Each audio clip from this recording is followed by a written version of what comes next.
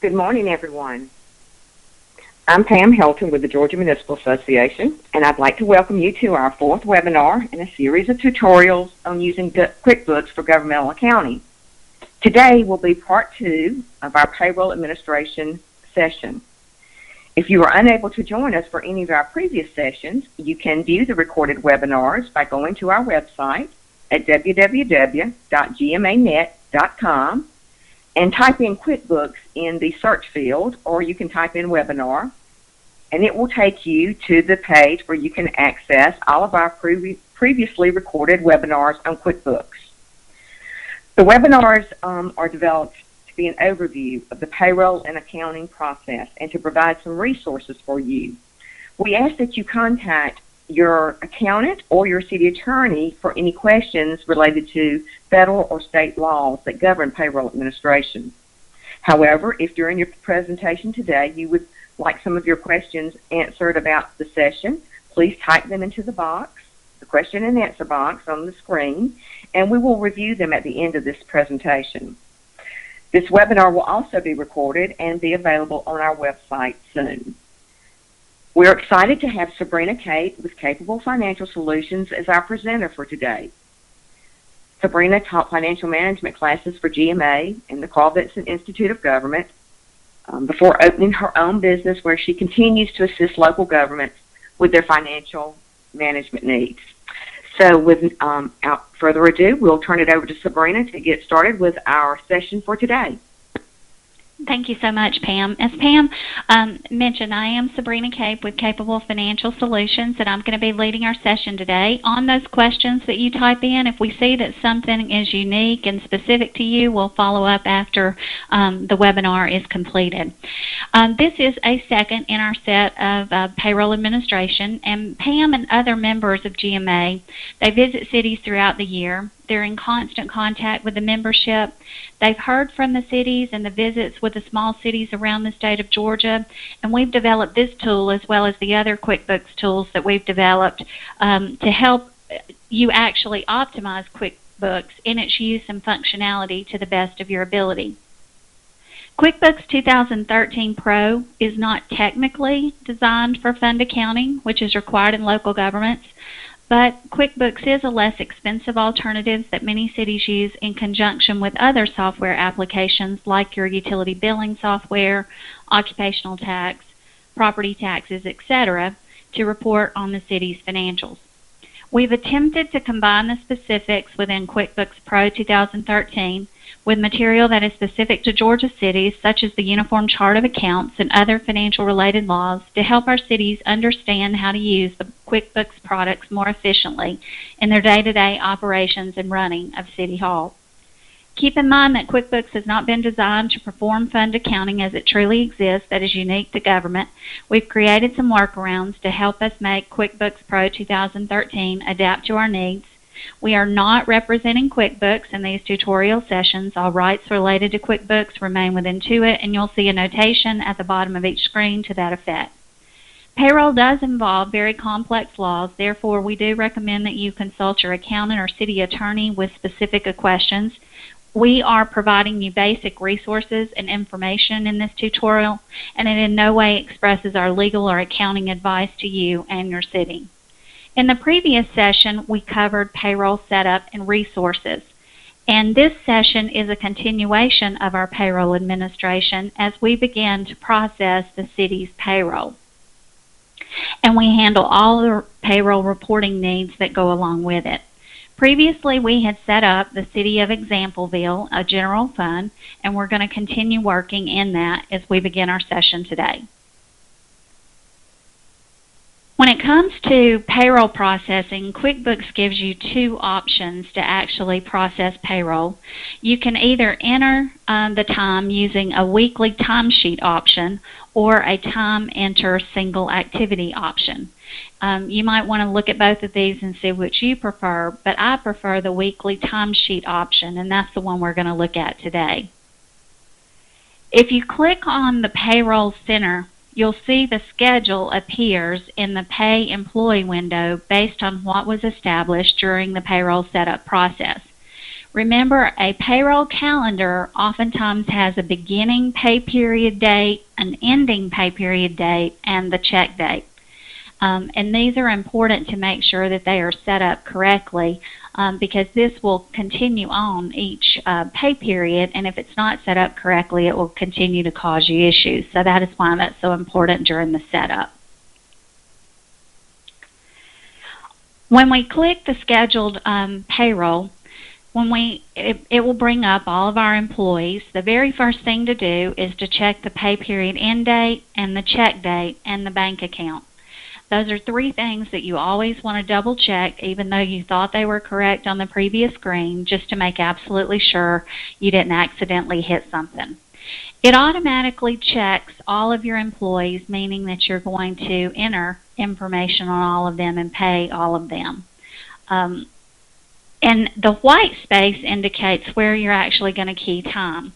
So therefore, if everything has been done perfectly in the setup process, you'll only need to key the time inside the white boxes. When we click on one of our employees, we go to Will Be Football. And this is a good example of why more time is needed in the setup process. Remember earlier I told you that setup is an investment. You can either do the correct setup during the setup time, or when you get into the processing, you're going to continually have to fix things and correct things.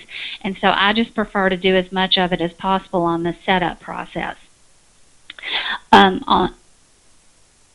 We only set up this employee initially for salary, and we didn't set this employee up for vacation or sick. You'll see he has 0 hours in the upper right-hand corner on the availability of leave. We will select salary, vacation, streets, and enter 44 hours as vacation and 36 hours as salary, and QuickBooks will prorate between the two. This will ultimately cause the employee to go into a negative leave balance, so it's important that you check your leave policy to make sure whether this is allowed, because most policies do not allow employees to go negative with their leave balances, and they may want you to pay this employee leave without pay. Now that you see that we've entered the 36 hours for the actual regular time in streets and the 44 hours for vacation, QuickBooks automatically calculates the vacation availability, and it goes into a negative. So that is why you would want to check your policies, and you know that something could be incorrect in the setup of this employee because they should not be in a negative leave situation. This is a detailed screen now for this particular employee. So now you start to see all of the employee deductions on the right-hand side under Employee Summary. You see the gross wages, and then you see the deductions that are coming out. The health insurance is something that was set up during the setup process. But the federal withholding, Social Security employee, Medicare employee, and Georgia withholding are pulling from the tax tables that QuickBooks actually has inside with the payroll subscription. What the city is paying on behalf of the employee, not necessarily what is coming out of their check, is in the company's summary segment on the lower left-hand corner. So the city's portion of the health insurance that was set up during the setup process, and this particular city does not pay the unemployment tax to the Department of Labor, so that's why there's 0 there, and then Social Security and Medicare, because this is the city's portion of those two. Now when we do the save and close and click out of that employee, we go back to our summary page, and you will see that the 36 hours shows up under salary streets, and the 44 hours shows up under the salary vacation. The reason that, in my case, I use my name, Sabrina Cape, the reason that person does not have any hours that are actually entered is because that particular person is a salaried person. Otherwise, they would actually have hours included as well. Now going back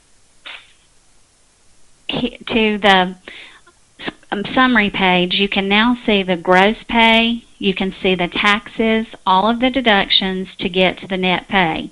So this is a good opportunity for you to see that what's going to happen as you continue to process your payroll is immediately $2,840.88 is going to come out of your checking account because that's the net pay. And then you'll make other payments related to payroll. Now, direct deposit is a separate activation process, and in order for direct deposit to be activated, there will be a transaction that will actually post to your bank account of less than $1, and you'll have to go in and verify that actual amount in order to activate direct deposit. For this example, direct deposit has not been activated, which means that all 3 of these employees will receive a hard copy payroll check.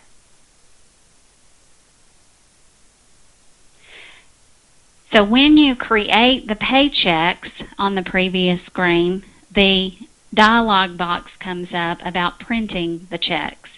If direct deposit had been enabled, we would print pay stubs for those employees, and print pay checks is used for actually when we print the hard copy of the check. When direct deposit is activated and we use the pay stubs, there are emails that are actually sent to employees that are password protected. So that is another step that you're not having to do. You're not having to print all of your direct deposit advices if all of your employees are connected to email. And they do not have to be sent necessarily to a city email, just an email that is furnished by the employee because they are password protected.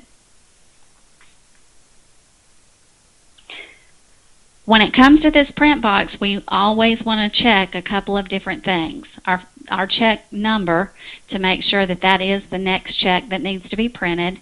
The bank account, because we need to make sure that it's coming out of the correct bank account, and then we will click OK. Oh, and one more thing, make sure there are checks in the printer. Sometimes we do select that button without checking that. That is pretty much how a scheduled payroll would work, whether you are doing weekly or bi-weekly. But we often know that there are errors that occur. Somebody doesn't get paid enough hours, or somebody gets omitted from getting a paycheck, something of that sort. So we use the unscheduled payroll feature if one of those things tends to happen. Now, we try to avoid using the unscheduled payroll for internal control purposes, but we do use it in the event that we need to. So we would click on the unscheduled payroll. When you do that, what's going to happen is a screen is going to pop up, and it's going to be all of your employees. So there are a couple of things you should do here. One is check the pay period end date and the check date and the bank account up in the top portion of the window, because you want to make sure that you are paying for the correct period and the correct dates. And then where the check mark is and the yellow arrow is pointing, you'll want to select which employee actually you want to take a closer look at. So just as I previously stated, just make sure you check everything on this window before you proceed, because it could have a date back a year ago or just an arbitrary random date, so you just want to make sure that you check. So I selected Blake A. Kennesaw, and when you select him, because he is this is an unscheduled payroll, you'll want to select what department he's in through the item name, and you'll enter the hours, and it'll bring up his pay rate.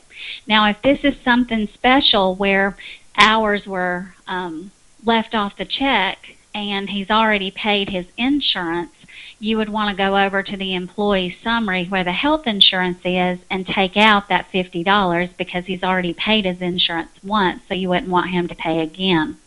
Whenever you enter that number of hours, then QuickBooks will automatically fill in the federal withholding, Social Security employee, Medicare, and the Georgia withholding. Right now, everything is blank because there's no salary included there. So that's what will happen when you do that. And then you'll just click Save and Close. And you'll do this step for all employees that you need to make a correction on, or all employees that you need to issue an unscheduled payroll check for. The remainder of the process related to an unscheduled payroll is pretty much exactly the same. After doing your scheduled and your unscheduled payrolls, if you have any of those that occur, you see that under the Pay Scheduled Liability window that you see these various things that are showing there. Well, during the setup process, there were questions through that setup process of when things were due and who they were due to. Just keep in mind that payroll, anything that comes out of an employee's check, most of the time needs to be remitted or paid to someplace else or some other vendor. So the setup process is where we set up that vendor, the frequency, and all those items, because this is where it prompts us to make sure we do things by the due date. So you will see that the retirement 457 is here, the payroll taxes for your 941, which includes your Social Security, Medicare, and federal. And then, of course, you had a garnishment that was taken out of an employee's check, and your state withholding. Those are some of the things that show up here.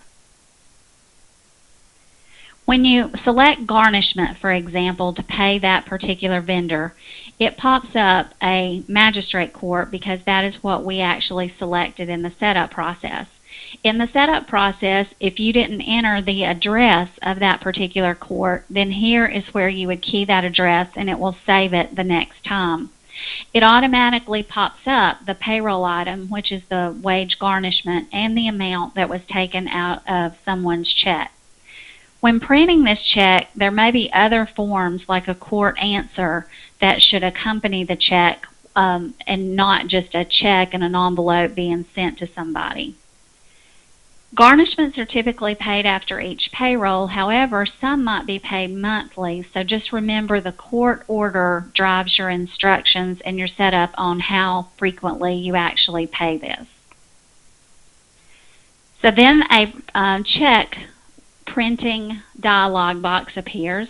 As we've stated before, you will check your bank account number, you will check your check number before clicking OK.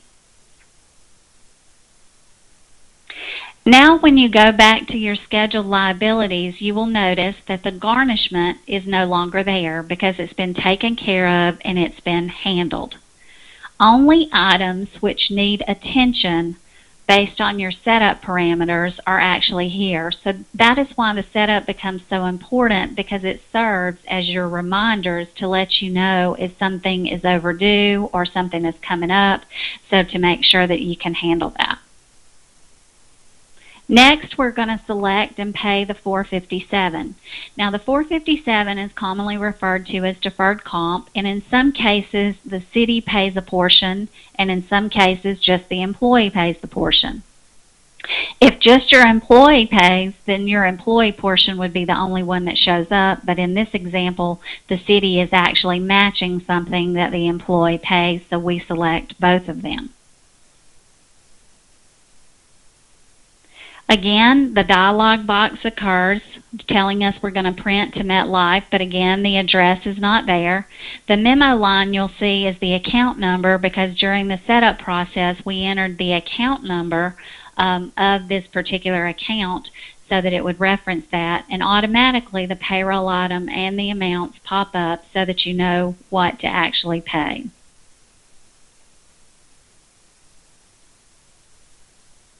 And again, we check the check number, the bank account, before clicking OK. Now, I am showing you these one at a time, but if you were in your regular payroll process, you would select all of your liabilities and most likely pay all of them at one time. But during the first payroll that you run in QuickBooks, I just recommend to people that they do things one at a time to make sure that they see exactly how it works, because sometimes when we do things in batches, we tend to overlook some things, so that's just why I suggest that. And here again, going back to your paid schedule liabilities, you'll notice First, the garnishment went away because that was handled, and then secondly, the 457 went away. So now all that remains here to pay are the 941 taxes, the state taxes, and something showed up under federal 940, and that is because we have, in the setup process, if anything shows up under 940, that means that what has happened is you have not unchecked that FUTA box in one of those employees. So if you have anything that shows up federal 940, make sure to go back and check all of your employees, make sure all of the FUTA, federal unemployment tax boxes, are actually unchecked.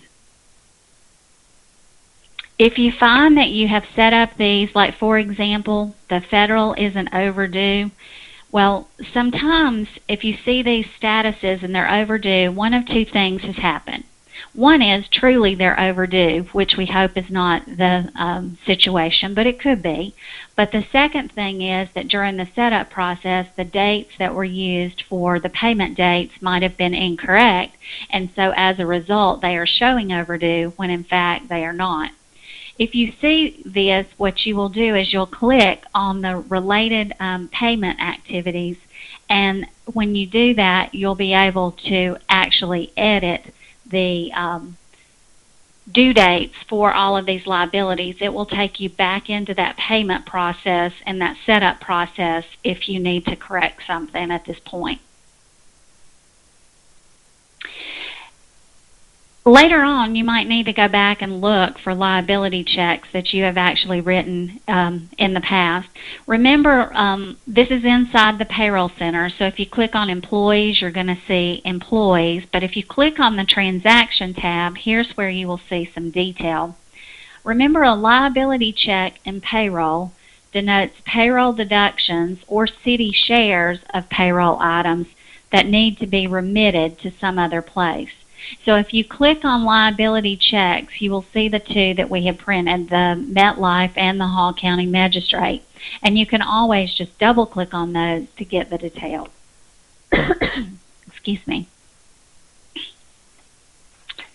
Now that we've paid our employees and we've paid our vendors, now let's start to take a look at some of the payroll reporting that QuickBooks has to offer. We all know that people like their reports to look a certain way. We all know that people prefer certain reports over others.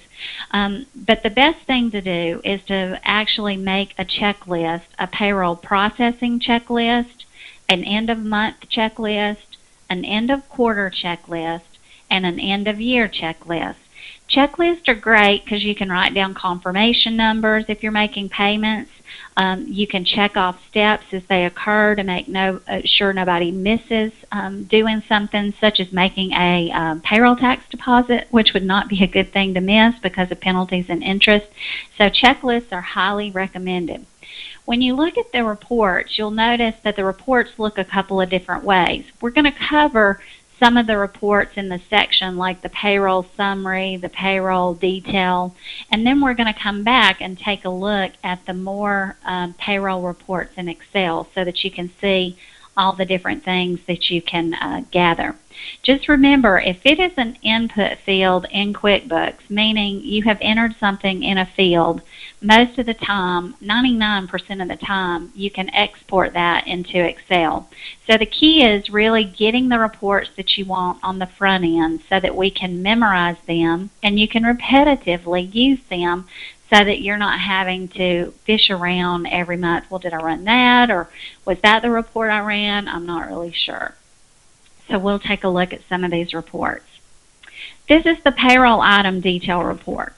This is a good report, and you can always change your dates. And just remember, when you change dates, always click refresh. And you can always customize reports, meaning leaving fields out, putting fields in.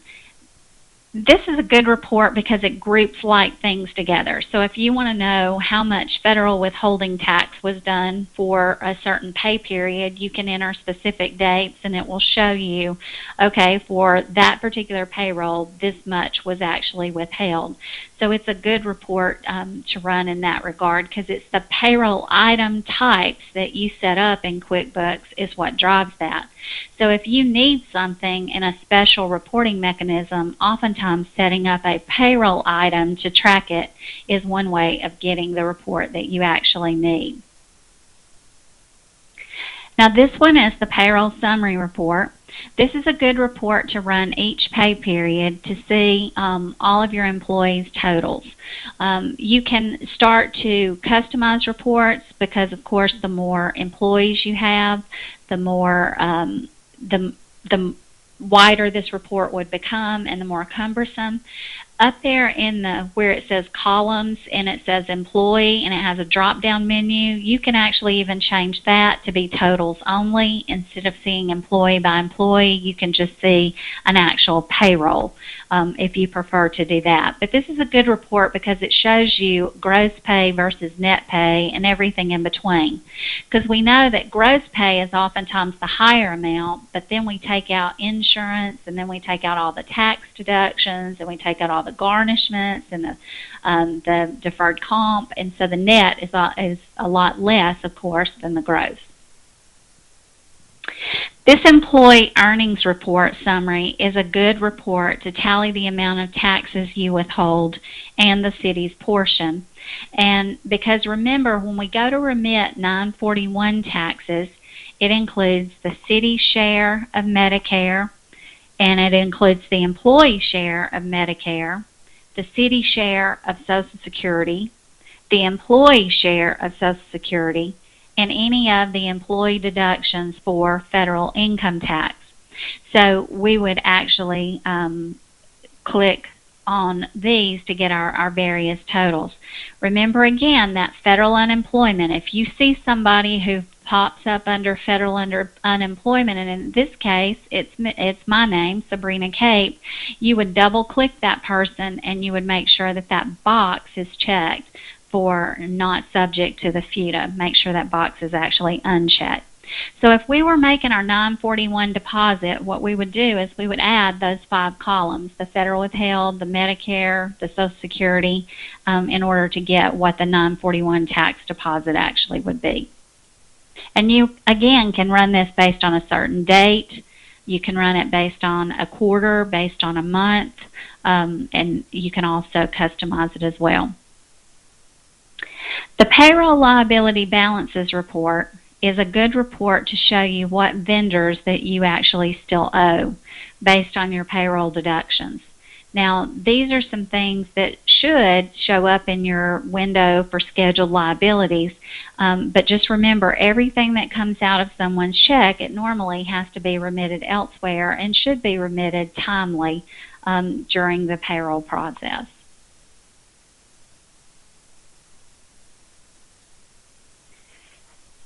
I had mentioned previously that we were going to cover some of the reports, and we did because those were the specific reports, the payroll summaries and the employee earnings summaries and then the details.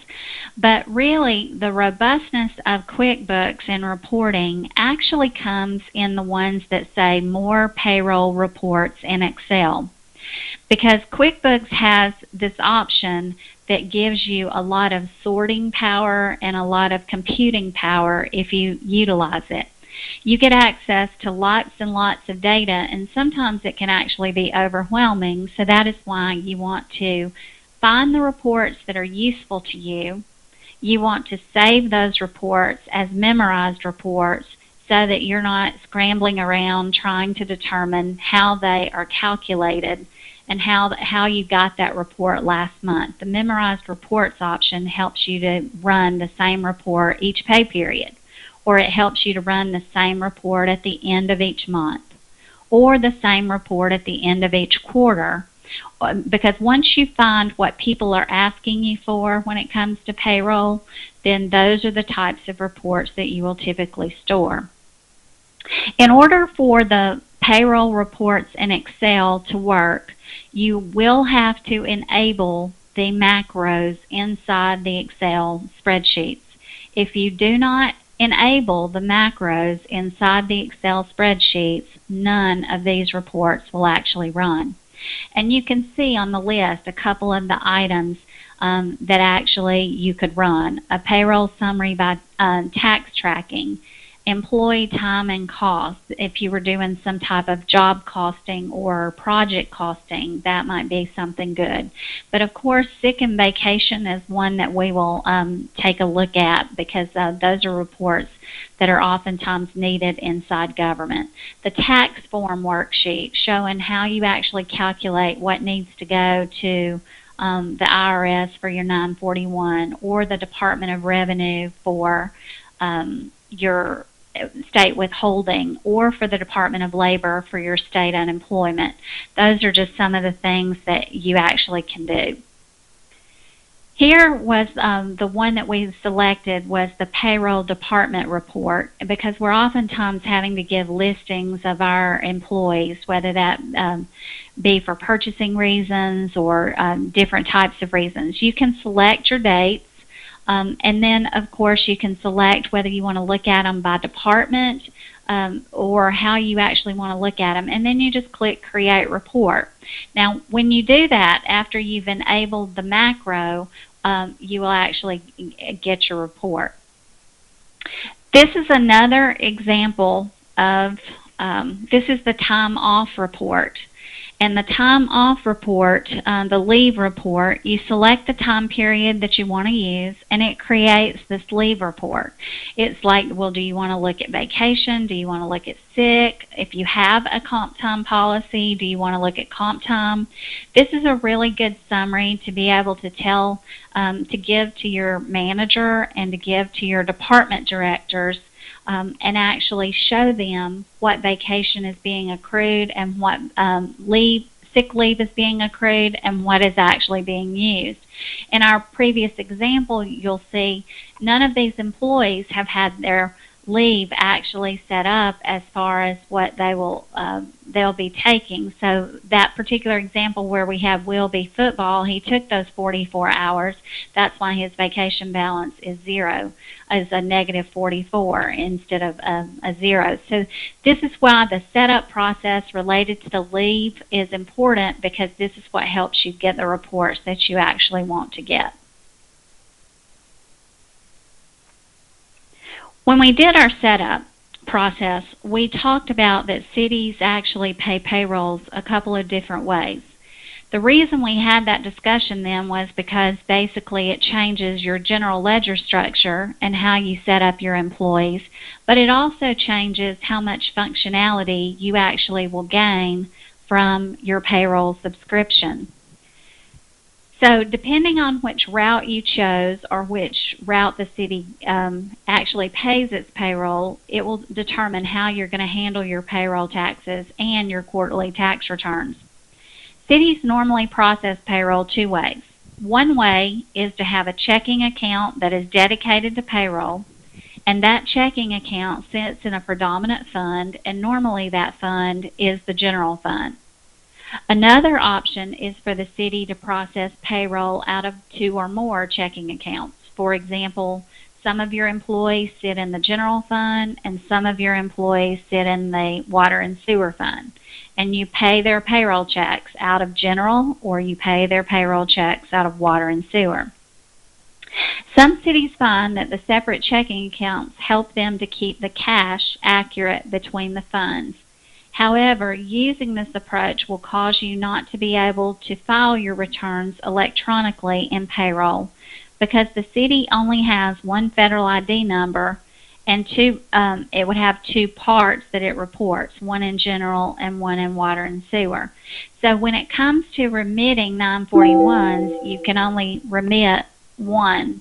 So in order to do that, you need to combine both of those and submit that through paper. Cities that use only one payroll account will need to set up water and sewer by using some general ledger due to and from accounts. And it does make the general ledger setup a little more complicated and time consuming. But however, when that is done, you can totally use the functionality of the payroll subscription, meaning you can make your deposits online and you can actually file your 941s electronically, and it makes your payroll process a little bit smoother. So it just really depends on which option you have chosen and which option you continue to use based on how you will actually use the functionality of QuickBooks. If you did set up your employees in two funds, some of your employees in general and some of them in water, you would want to use this report when creating your 941. You will want to go to those Excel reports where I showed you that we have to enable the macros, and you will actually click the quarterly 941 and you will make the dates on the quarter that you are actually going to look at. And what will happen is when you make these selections inside Excel from these reports, it will generate a report that looks like this. When it comes to making your payment for your IRS taxes, you would run this report in the general fund, and you would run this report in the water and sewer fund or any other fund that you are paying employees out of. And even though you think, okay, well, I've got this set up in the computer, everything should be functioning right, when you utilize QuickBooks for the very first time, you should utilize a reasonableness test. For example, you should know that Social Security is 6.2% for the employee portion and 6.2% for the employer portion. Therefore, that's 12.4%. So if you take that 12.4% and you multiply it by the Social Security wages of 375345, that equates to the Social Security tax, $465.42. So you know that that is actually working the way that it should.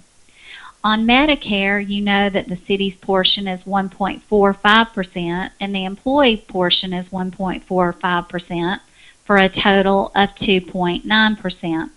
So when you multiply that 2.9% times the Medicare wages of 375345, then you actually see that it's 108.86 is actually the tax that should be remitted. Cafeteria plans are normally exempt from Medicare, Social Security, federal, and state taxes.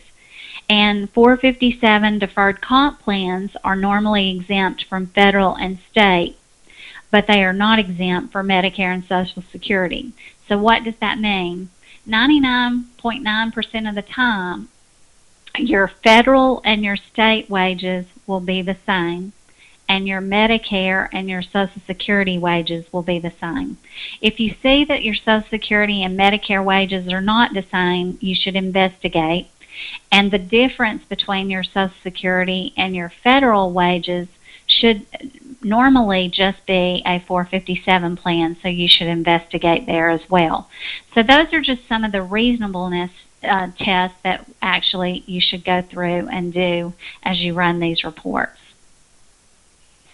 If you've set up your employees in one fund and you utilize one payroll account and the due to from option when you did your setup process and you're paying all of your employees out of one fund, you can actually print your 941 directly from the software application. This is done by going to the Payroll Center, and you will click on the Process Payroll form in the lower right-hand corner. You'll be prompted, is it federal or state, and to answer some questions, and then you'll be able to print your report. Excuse me.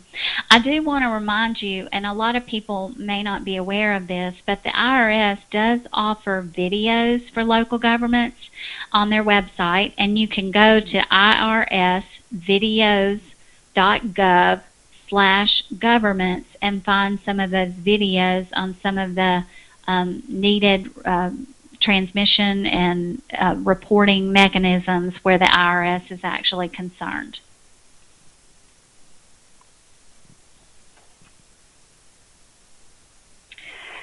Just to recap, we either pay weekly or biweekly, and most of us do it biweekly.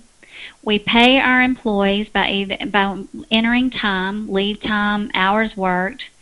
We pay our liabilities of things that come out of the checks of our employees and our payroll taxes, and we file reports with those payments if we need to. such as our garnishment or deferred comps. This is what we commonly refer to as a payroll processing, whether that is a weekly payroll processing or a biweekly payroll processing. In addition to processing the payroll, what we also do is we report to federal and state agencies. Quarters end on March 31st, June 30th, September 30th, and December 31st. Reporting to the IRS for our 941s for what is actually taken out for Social Security, Medicare, and federal income taxes, as well as the city's portion for Social Security and Medicare, must be reported on a quarterly tax return, the 941, no later than April 30th, July 31st, October 31st, and January 31st. Now, the state of Georgia, it will depend on your pay frequency, whether you are a monthly or a quarterly payer, based on when your returns are actually due.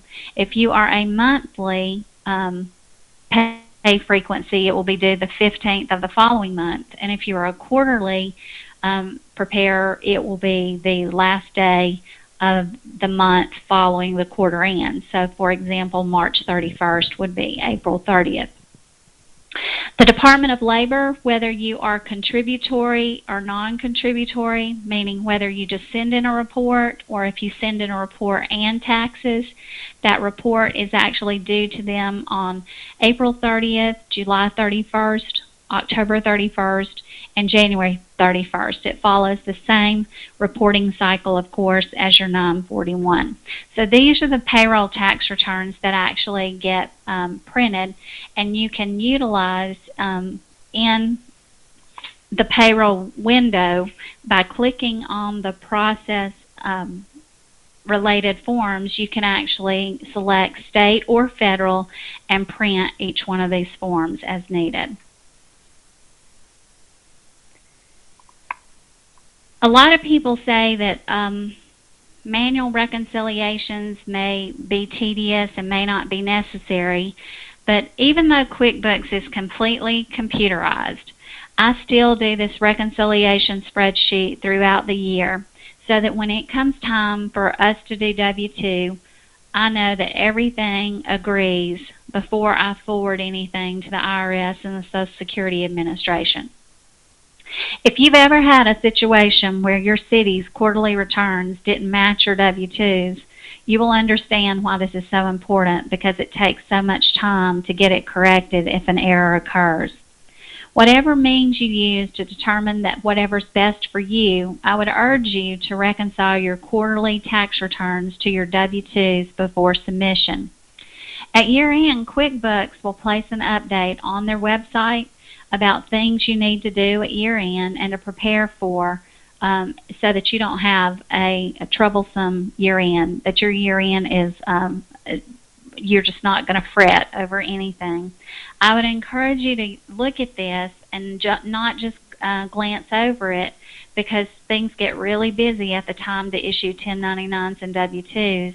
And if you prepare throughout the year, especially during the time period of October and November, then when it comes time to actually do your W-2s and your 1099s, I think you'll find that the process will go a lot smoother. But this is just one example of a reconciliation.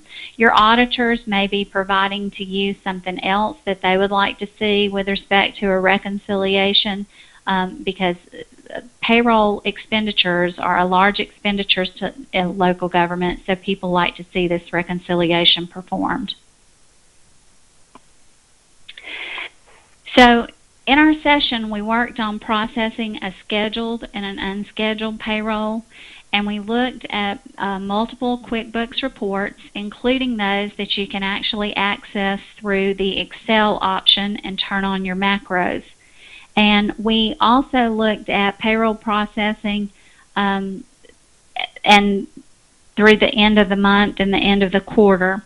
At year-end, remember to look for those QuickBooks updates, letters that alert you to some of the changes that need to take place so that you will have W-2s that are done timely. And if you have sent in any questions, so we'll start to take some of those questions.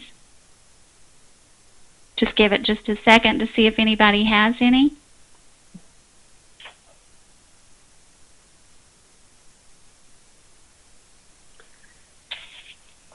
Okay, that concludes our session today since there are no other questions at this point. With future sessions continuing to be planned, we really look forward to your feedback on what you would like to see in future sessions related to this topic. GMA is listening to your feedback, and they desire to provide tools that help you with your day-to-day operations of City Hall. Thank you for attending, and today's session can be found on GMA's website soon, so that you can refer back to it for future reference. And if you have any questions about QuickBooks, please contact Pam Helton or myself, and our email addresses are here. And thank you again for attending.